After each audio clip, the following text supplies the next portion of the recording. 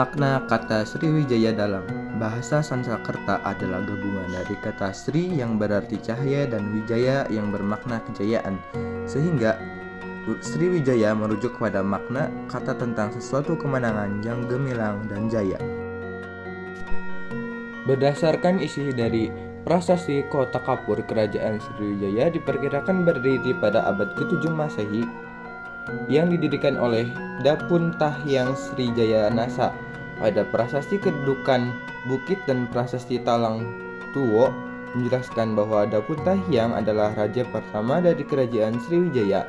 Pada Prasasti Kedukan Bukit menjelaskan bahwa Dapun Tahyang melakukan perjalanan dengan 20.000 tentara dari Minangkabau ke Palembang, Jambi, dan Bengkulu.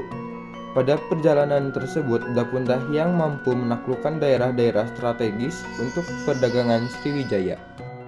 Prasasti Kota Kapur dari Pulau Bangka menjelaskan bahwa Sriwijaya diperkirakan telah menguasai Sumatera bagian selatan, Bangka Belitung, hingga Lampung. Bahkan diperkirakan Srijaya Nasa juga melakukan percobaan ekspedisi militer ke Jawa yang dianggap tidak berbakti kepada Sriwijaya. Peristiwa ini bersamaan dengan keruntuhan Kerajaan Tarumanegara dan Kerajaan Kalingga yang diperkirakan runtuh akibat serangan Sriwijaya.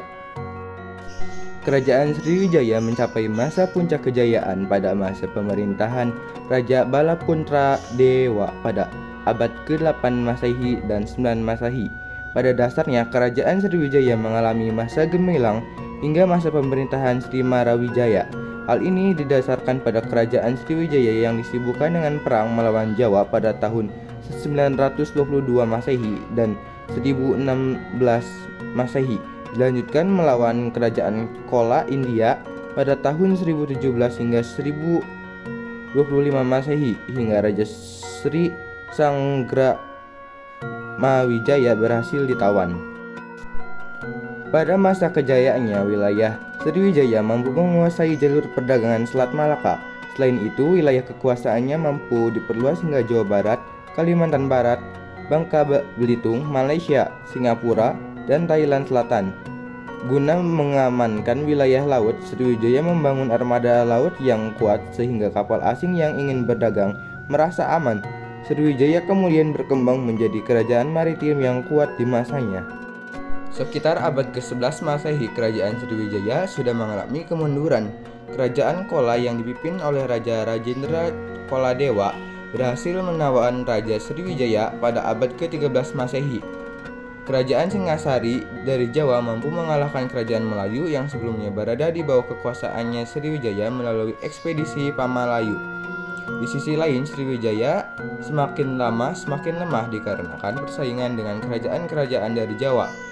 Hingga lemahnya Sriwijaya dimanfaatkan oleh Kerajaan Sukodaya dari Thailand dengan merebut wilayah semenanjung Malaysia dan Selat Malaka pada akhir abad ke-14 Masehi. Sriwijaya benar-benar runtuh atas serangan Majapahit. Faktor runtuhnya Kerajaan Sriwijaya yaitu 1. Adanya serangan dari kerajaan lain. 2. Islam berkembang dengan pesat. 3. Melemahnya sektor militer. 4. Menurunnya aktivitas perdagangan.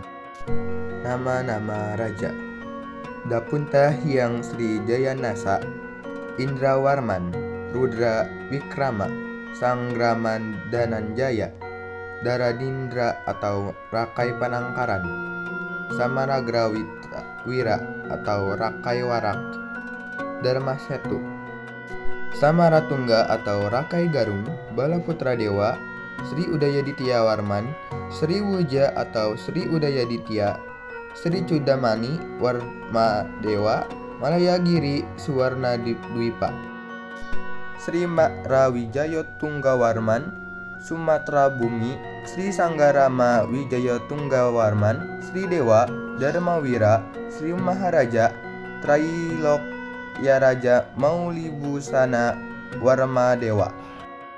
Semasa kejayaannya, Kerajaan Sriwijaya dikenal sebagai kerajaan maritim terbesar di Nusantara. Kehidupan politik di Kerajaan Sriwijaya menganut sistem kedatuan.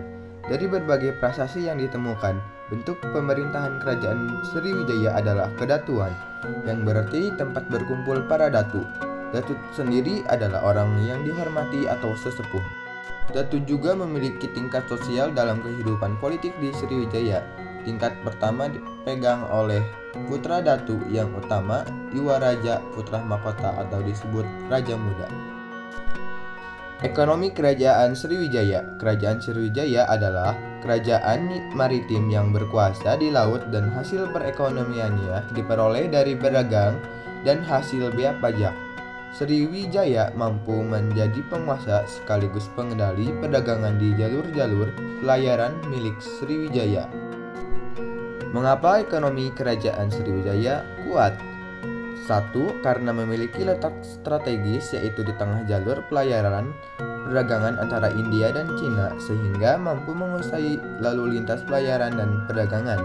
2. Berdekatan dengan Selat Malaka yang merupakan urat nadi penghubung dengan Asia Tenggara.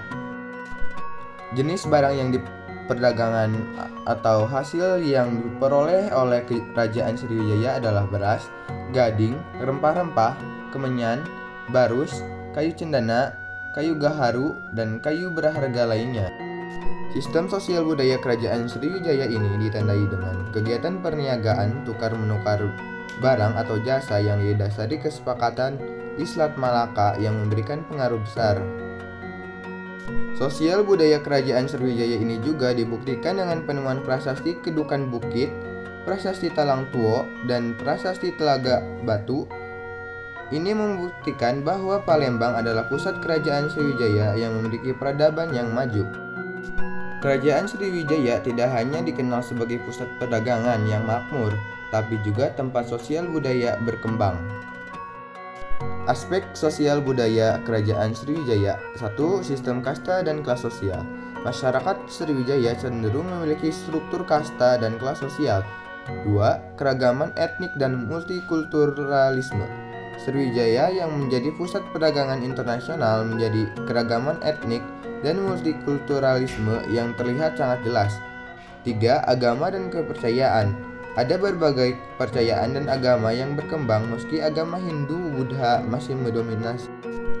Peninggalan Kerajaan Sriwijaya. Prasasti Kedukan Bukit, Prasasti Kota Kapur, Prasasti Telaga Batu, Prasasti Kerang Berahi, Prasasti Palas Pasema, Prasasti Talang Tuo, Prasasti Hujung Langit, Prasasti Ligor, Prasasti Leiden, Candi Muara Takus.